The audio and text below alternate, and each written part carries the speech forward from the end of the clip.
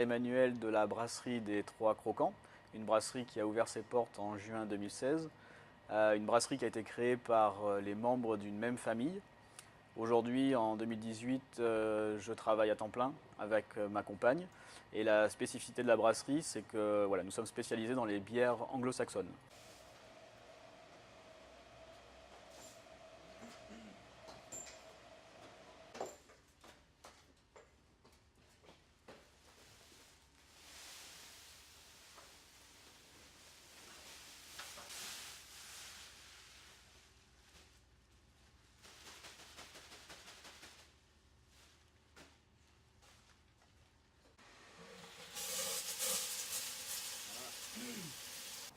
Alors pour faire une bière, la première étape, ça va être de peser, de préparer sa recette. Donc les différents céréales qu'on utilise, principalement l'orge maltais. Ensuite, on va vérifier le profil de l'eau, l'amener à la bonne température. Puis la première étape, ça va vraiment être de mélanger ces deux ingrédients dans la cuve d'empâtage, ce qu'on appelle l'empâtage. Pendant on a 60 minutes en fait où l'amidon qui est contenu dans le grain va se transformer en maltose. Donc le maltose étant le sucre qui permet ensuite aux levures de créer de l'alcool et le dioxyde de carbone.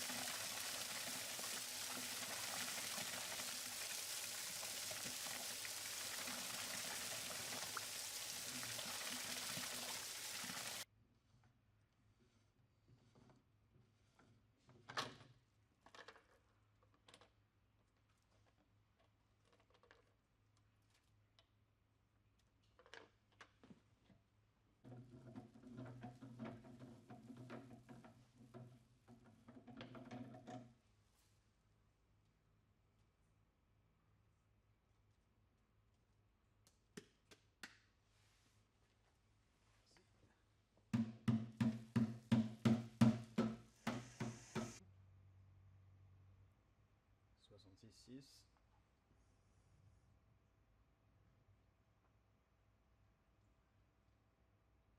66,5,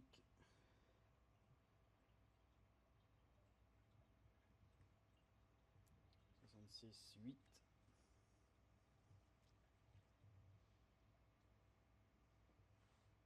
et 66,7.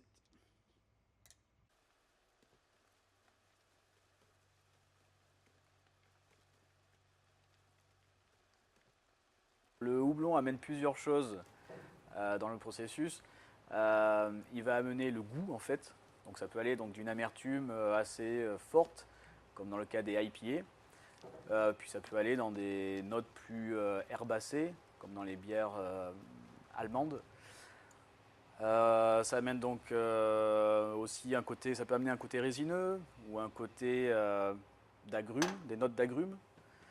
Et puis très important aussi, on l'utilise pour ses propriétés bactériostatiques.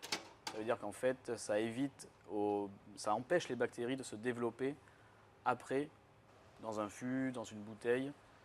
C'est pour ça que ça a été historiquement utilisé depuis à peu près 5 ou 600 ans.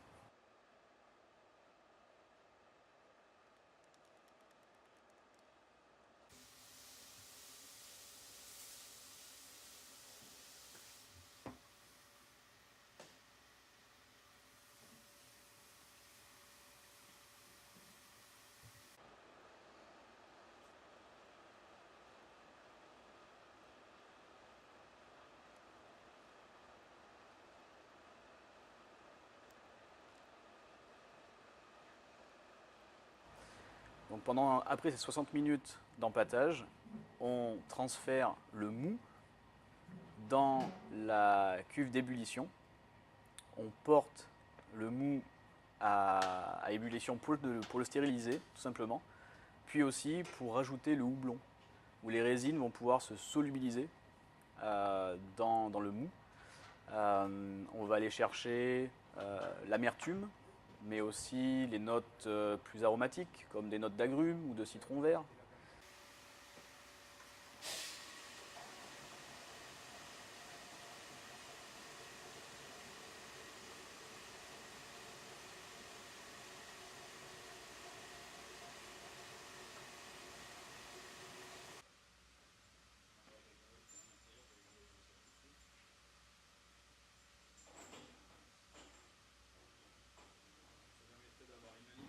Après l'ébullition, qui peut durer entre 60 et 90 minutes, selon les recettes, selon le type de bière que l'on veut brasser, on transfère dans la cuve de fermentation le fermenteur en abaissant la température, puisque à ébullition on est à peu près autour de 100 degrés.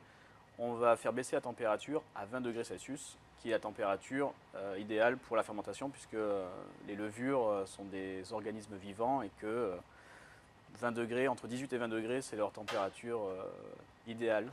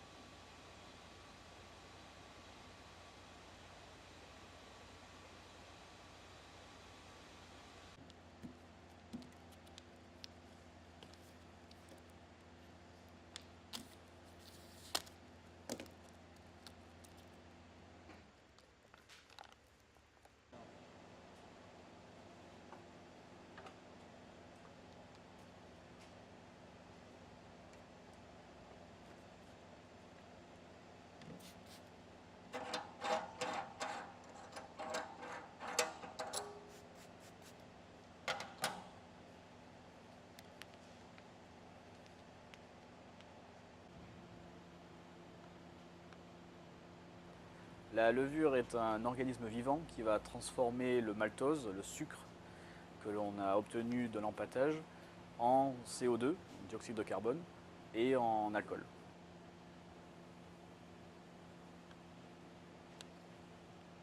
On entend par bière anglo-saxonne des bières où en fait ce qui ressort le plus c'est le houblon. Dans chaque style de bière, il y a toujours un ou deux ingrédients qui ressortent vraiment, donc au goût.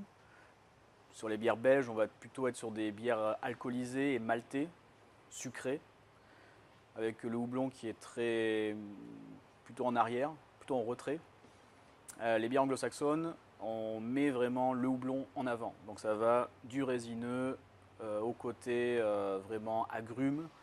C'est vraiment le houblon qui est mis en avant.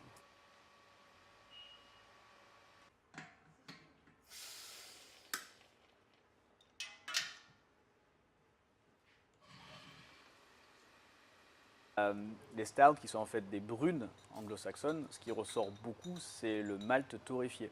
Donc on va avoir presque des notes de café, cacao qui ressortent. Ce qui est très intéressant, c'est que des quatre ingrédients, on peut, comme dans la cuisine en fait, faire ressortir l'un plus que l'autre.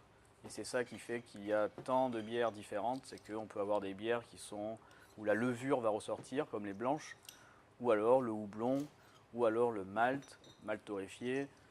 Puis on peut rajouter aussi des fruits, on peut rajouter des fleurs, on peut rajouter du miel. Les possibilités sont infinies.